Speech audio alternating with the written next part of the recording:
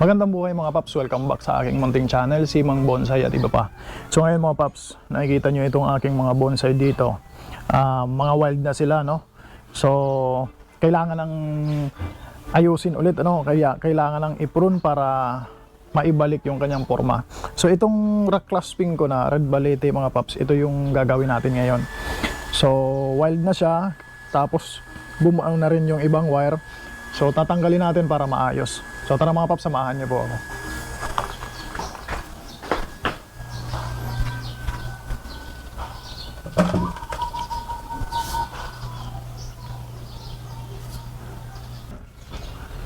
So mga paps, ito na yung aking red balete na rock clasping. So ayan na siya mga paps. Napaka healthy. Yan po yung kanyang paikot. So ito yung sa ngayon mga paps, ito yung napili ko na front. So pero pwede naman itong kabila, pero pag ito yung pinili natin na front, kailangan tanggalin to. Pero sa ngayon yan lang muna. So mga paps, ito yung malapitan niya na itsura. So may mga tumubo doon sa loob ng kanyang canopy, may mga tumubo na bagong shoots. So ang gagawin ko ngayon mga paps, kakalbuhin ko siya, ano. So bihira ako mag defoliate, pero sa time ngayon i-defoliate ko muna siya bago ko gagawin, kasi may mga kailangan din akong tanggalin na wire na mga bumao na, tapos may kailangan i-select na branches, then rewiring mga paps, ano, para maibalik siya sa kanyang forma. So tatanggalin ko muna, i-defoliate ko muna, tatanggalin ko muna yung dahon, tapos tatanggalin ko na rin yung nakabao na wire, then babalik tayo sa video mga paps. So mga paps, malapit na po akong matapos mag-defoliate. Yan, ilang sanga na lang yung aking dinidefoliate. So pag kung mapapansin nyo mga paps, sa mga unang video ko, bihira po akong mag-defoliate, ano. May purpose po kasi yon. So kaya hindi po ako nagdi-defoliate dahil minsan kapag gusto ko pang lumaki yung branches at saka trunk, hindi po ako nagdi-defoliate para mas malaki, mabilis siya, ano. Kasi kapag may dahon mga paps, yung branch o trunk, part ng trunk, mas mabilis po yan lumaki compared sa walang dahon. So instead na gagawa ulit siya ng panibagong dahon, yung natitira po doon na dahon, siya na po yung magpapalakas doon sa sa branch na may dahon, ano. So ngayon nag-defoliate po ako mga paps. Ang purpose, tulad ng pinaka-purpose ng pagdi-defoliate, ay yung para makita ko yung aking i-wire, yung aking i-workshop na mga branches. Pangalawa, para na rin lumiit na yung kanyang mga foliage. Although maliliit na yung foliage siya mga paps, tingnan nyo ito. Ito matured na yan na dahon. So maliit na siya, yan, o. Makikita nyo po yan. Parang mas malaki na nga itong dulo ng aking daliri. So pino na siya. So gusto ko pang mas maging pino, kaya i-defoliate ko siya. So yun po mga paps yung purpose, ano. Kung gusto nyo mas mabilis na hindi pa naman kailangan na paliitin yung dahon, ang bonsai nyo po ay kailangan pang lumaki, pinapalaki nyo pa, at saka yung mga branches nya, wag po kayong mag-defoliate ng mag-defoliate. Yun po yung maipapayo ko, base po sa experience. Pero kung halimbawa, tulad nyan, almost finished na po siya, tapos gusto nyo lumiit na yung foliage nya, tapos makontrol na yung kanyang growth, i-defoliate nyo na po. So yun lamang po, ano. So ngayon mga paps, kung mapapansin nyo, meron akong mga tinira, iniwan na hindi dinefoliate. Iaano ko po yan,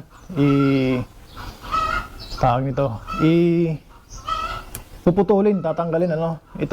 Itong mga dinefoliate ko, ayusin ko na lang.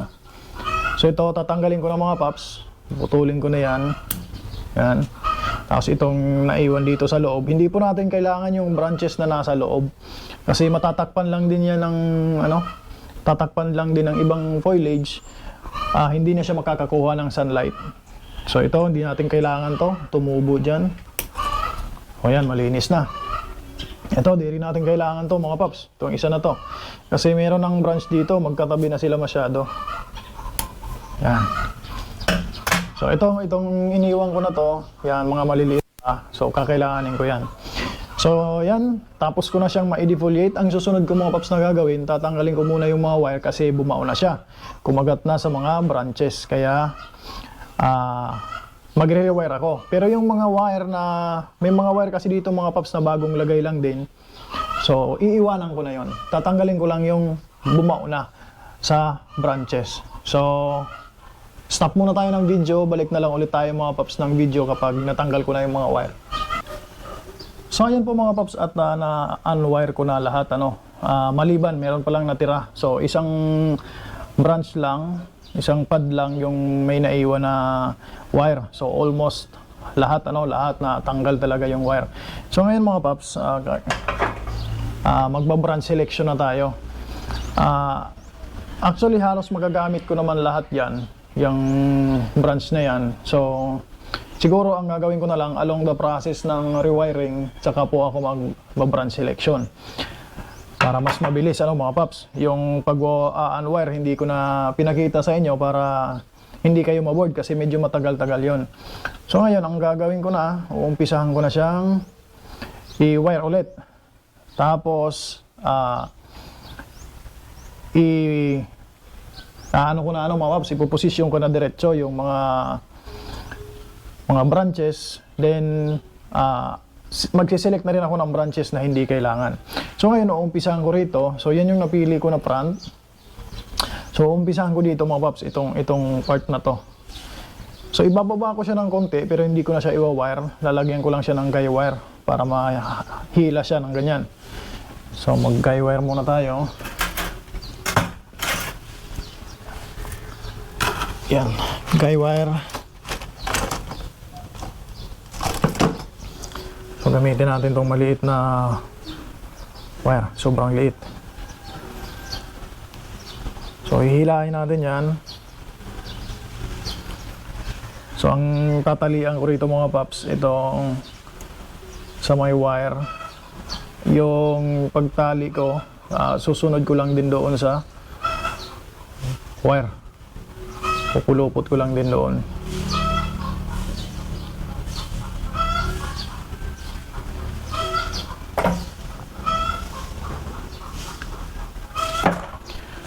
Yan. So, hilahin ko siya ng konti para bumaba.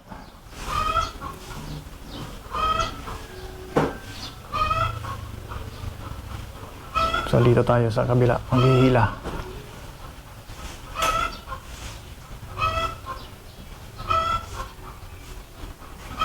Tapos, i-anchor ko siya rito mga paps sa roots sa baba. Yan.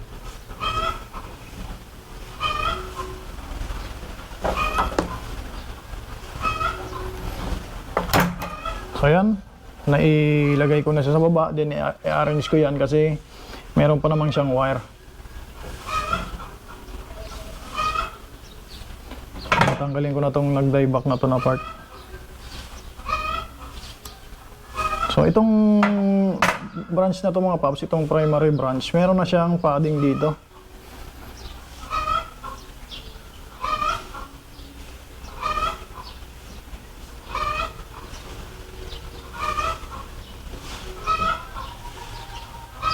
Wawire ko itong isa, meron pang isang hindi naka-wire dito. O, maiksi lang.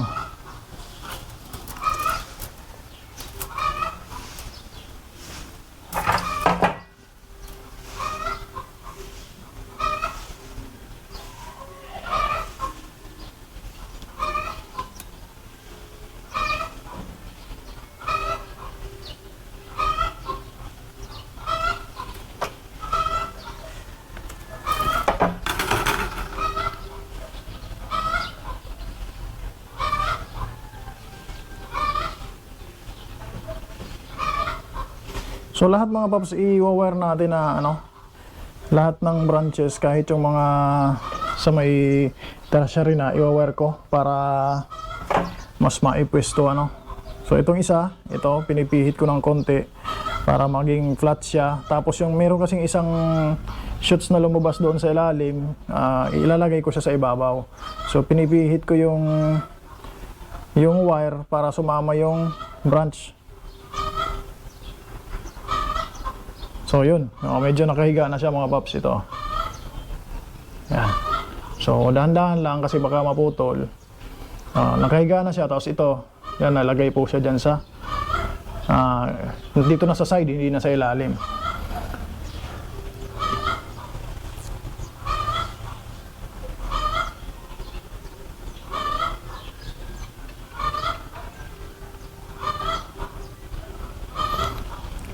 So para umiksi mga paps, umiksi yung branch, binibend ko siya, no?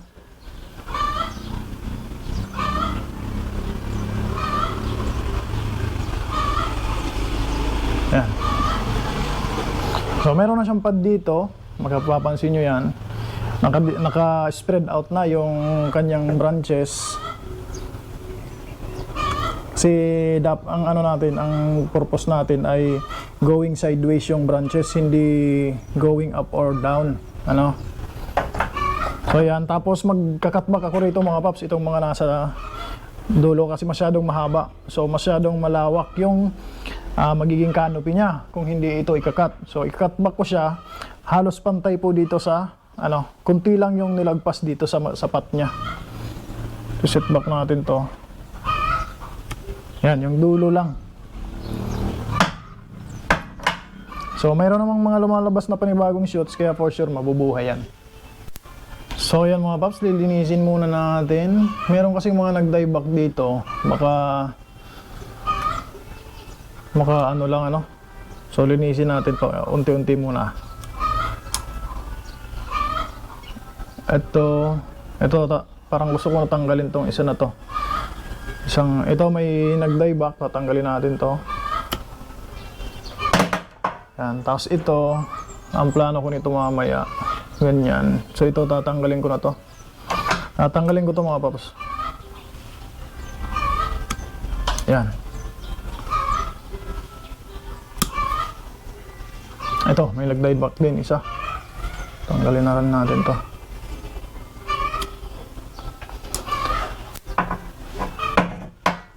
So mga paps, iwa-wire ko muna, pero hindi ko na ipapakita sa video para hindi ganun katagal at baka ma-board kayo, ano, sa panonood. So iwa-wire ko muna siya lahat, then babalikan ko kayo kapag naka-wire na. So mga paps, ito na at halos halfway na ako ng, ng pagkaka-wire. So ngayon, ang hindi ko na lang na-wire, itong papunta rito, itong papunta sa apex, yung continuation ng trunk line. So itong dito sa mga gilid, na-wire ko na. So, ipuposisyon ko na sila, ano. So, almost lahat ng branches hanggang tertiary ay winire ko, ano mga paps, maliban doon sa twigging. Ngayon, hindi ko lang pinadaanan yung dating dinaanan ng wire. Hindi ko na sila pinadaanan ng wire ulit para maghilom. So, tara at ipoposisyon na muli. So, may kunting mga adjustment. May mga iuusog ko yung mga branches na dati ay yung dati nilang pwesto, iusog ko ng konti, tapos yung iba ay ibibend ko para umiksi. So yun ang isang ang isang technique para umiksi yung branches, binibend siya, no. Tapos ngayon yung iba naman ay pinipihit ko para mapunta doon sa pwesto na gusto ko. Tapos mailatag ng maayos, ano mga paps. So ito, sobrang haba nito. Puputulan ko na rin siya dyan sa dulo. Tanggalin natin yan. Tapos itong nasa ilalim, tatanggalin ko ito nasa ilalim.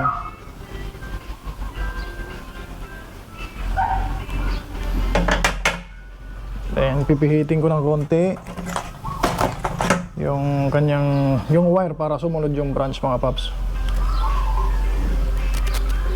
Hindi yung branch ang pinipihit, yung wire ang pinipihit para sumunod yung branch. Yan, makikita nyo medyo nakahiga na siya at napaghiwalay na yung dalawang branch na maliit. Tapos ito, ikot-ikutin natin konti nang sa ganon. Yan. So tulad nito mga paps, kung nakikita nyo to, ito. So meron na siyang tatlo dyan. Tatanggalin ko itong papunta sa dulo dahil sobrang haba. So para mas compact, iiwanan ko lang itong dalawa na to na naghiwalay. Yan. Ayan, may padding-padding na tayo dyan. So ito, secondary branch lang itong naka-wire. Yung main branch hindi na. Kasi ano naman na siya eh, stable na.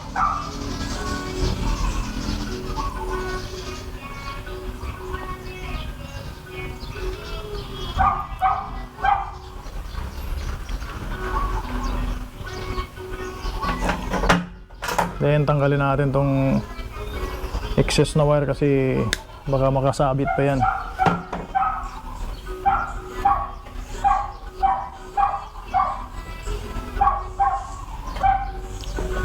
Then magbabawas ako dito mga paps para umiksi.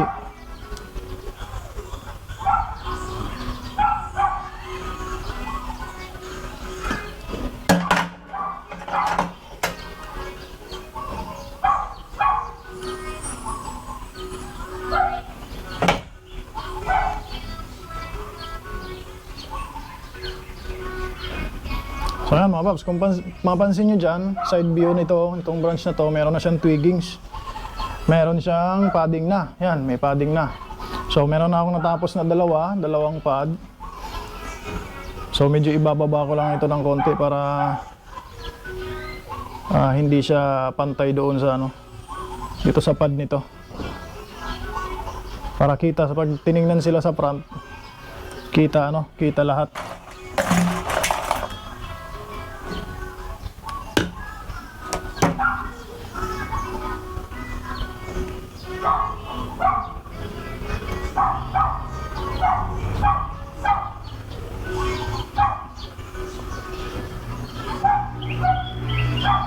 Ayan, bababa ko siya ng konti mga paps.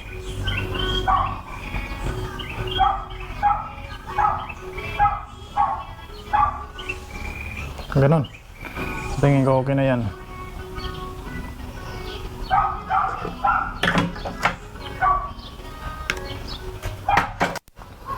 So yan, may pad dito, may pad dito. Dito naman tayo.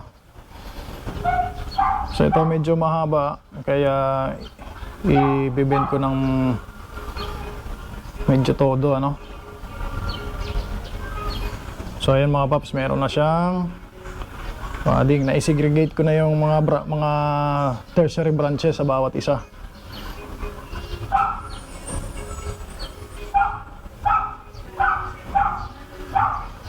Iniikot-ikot ko mga paps yung branch para umiksi. Nang sa ganon, hindi ka mahaba malaki yung canopy.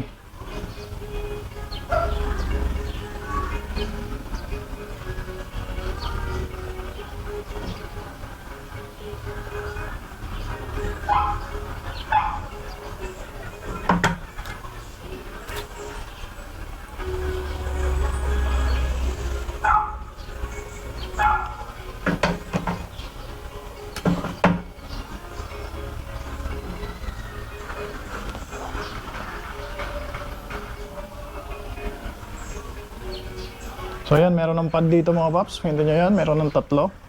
Isa, dalawa, tatlo. So paikot na yan. So itong back branch na lang. So mga paps, itong back naman yung isusunod ko. Kung mapapansin nyo, halos ito yung back branch.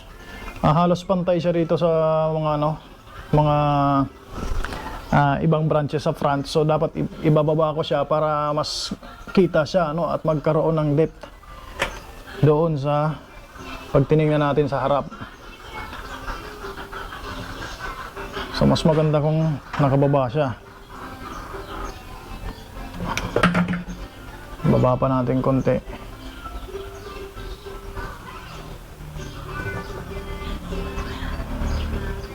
Yan. Tapos gawa na natin siya ng padding. So yung mga lower branches mga paps, dapat mas mahaba siya kasi para paglabas ng canopy ay makikita siya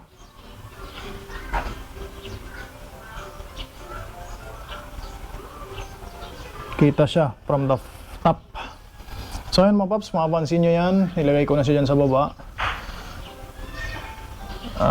Medyo yan. So ayan, pagka lumabas po yung dahon na yan, yung yung foliage niya, pag tinignan siya sa front, kita po siya galing dyan kasi hindi na siya pantay dito. So nagkakaroon po ng depth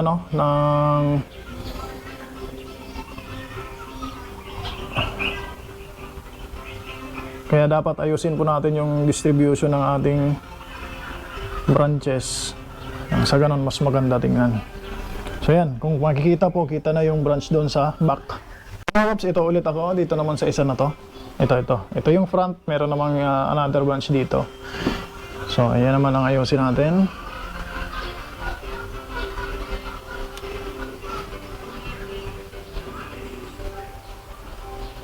So gawa natin ang pad dyan. So ito medyo madali lang tong part na to kasi stable na yung kanyang main branch. So babawasan ko to mga paps para hindi siya masyadong malapad kasi medyo mataas na siya. Nasa taas na part. So magbabawas ako dito. Yan. Dito ganun din. Tingnan natin kung kailangan pa ba itong bawasan. Papasok natin konti. Sige, bawasan natin to. Itong dito part, ganun din. Ito mga paps, babawasan ko din. Ito. Tingnan nyo mga paps, merong lumabas dyan na shoots. So, ititira ko yung shoots na yan. Unti-unti lang yung pagbawas para hindi siya mag-dieback agad-agad, Dito ganun din, magbabawas din ako rito. Yung mga dulo yan, tinatanggal ko mga paps para mag-encourage pa siya ng backbudding.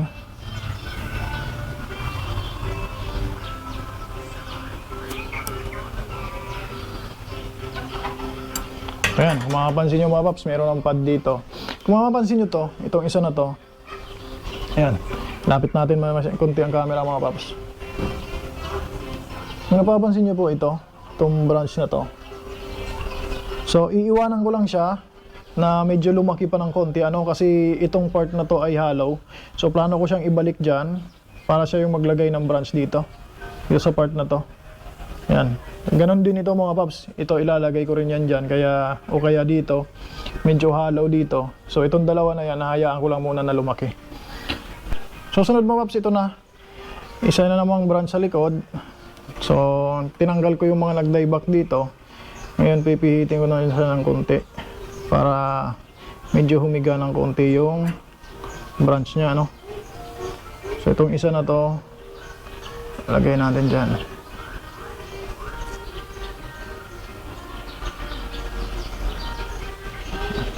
Bawasan natin konti yung wire niya. Masyado mahaba.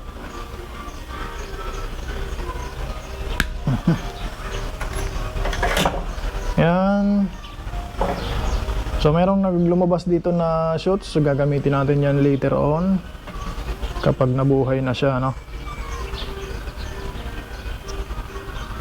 So pihitin natin mga paps. Pinipihit ko yung kanyang wire para sumunod yung branch. Hindi yung branch ang pinipihit mga paps.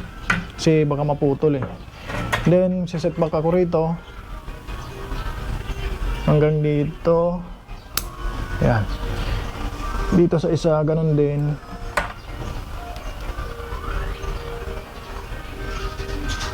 Set back din to.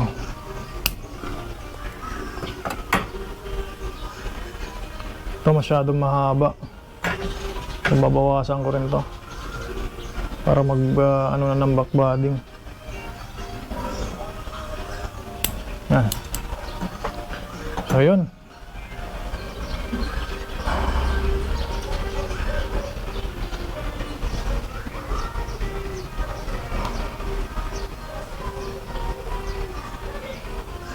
So meron pa namang papalabas dito na shoots mga paps. So magagamit natin yan later on.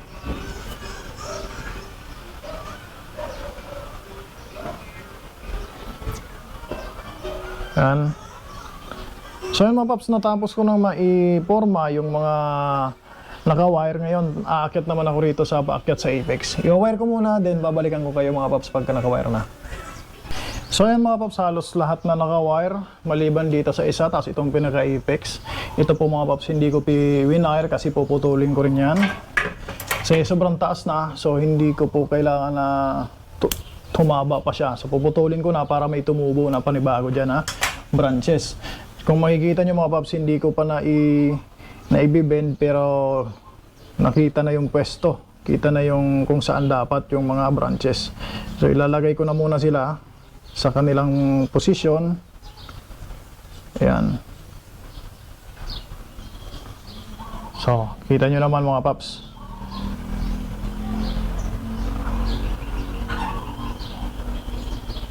Winire ko na kasi sila dati, kaya yan, bumalik na sa posisyon na sila. Kaso kapag tinanggal natin yung wire niyan mga paps, babalik po yan sa dati, yung tatayo ba? Tatayo sila kasi maghahanap po yan ng sunlight. Ayan. Yan po yung dyan. Kaya dapat iwa-wire ulit. Yan, binibend ko po yung mga branches para umiksi. At mailagay sa kanilang latag na sideways, yung naka-flat sila para mayroong padding.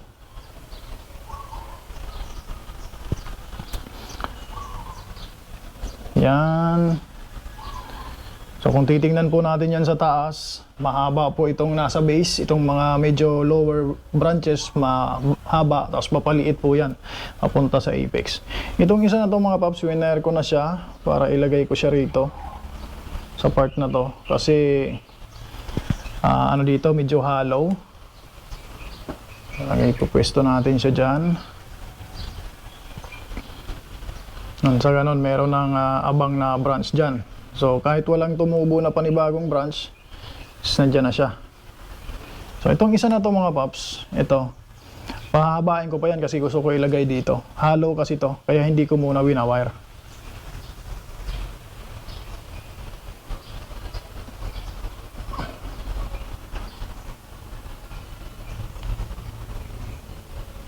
Ayan, yung mga mapapansin nyo, yung mga nodes nilalagay ko doon sa kantuhan ng curve para paglabas ng shoots dyan, hindi ko na kailangan pang ipihit-pihit. So ayan po mga paps, at natapos ko nang ma-wire lahat. Ayan na po itsura nya. Naka-distribute yung lahat ng branches going sideways, outward ng trunk. So tanggalin po natin to mga paps para makita nyo na malinis. So yan na po siya, yan yung front na napili ko, tapos ito yung nilagay ko dito sa back. Kikita niyo po yan. So distributed yung branches. Yan, although dito ay medyo hollow pa, pero pag humaba po ito mga paps, ilalagay ko yan dyan. Kukurve ko yan papunta dito sa part na to. Yan, rock clasping na red balete. So hanggang dito lang muna mga paps, sana meron ako na i-share sa inyo doon sa mga baguhan din na tulad ko sa pagbobonsai. So sana po ay may natutunan kayo at sana ay nag-enjoy kayo.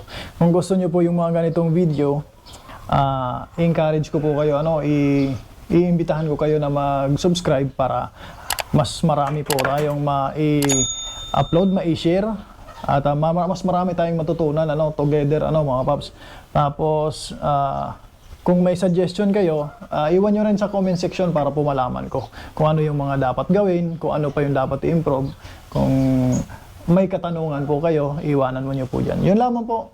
Once again, magandang buhay at happy bonsai.